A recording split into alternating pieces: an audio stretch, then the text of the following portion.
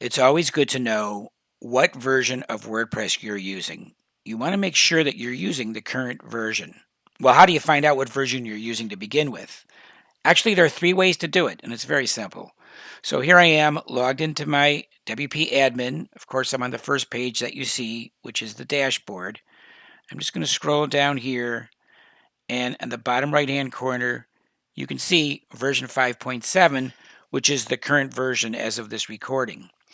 A second way to find out is just to go over to Tools, Site Health, click on Info,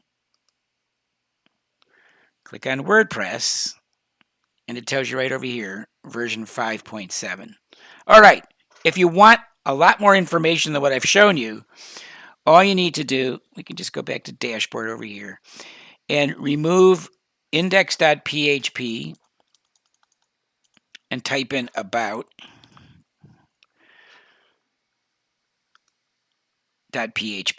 and it will take you to a page in your admin that gives you a lot more information about the current version you're using. Again, it's 5.7 in my case. And I scroll down here and I can read up about it, and I can also go through these tabs and see more about WordPress 5.7. Again, very important to know what version of WordPress you're using and that you should be using the current version.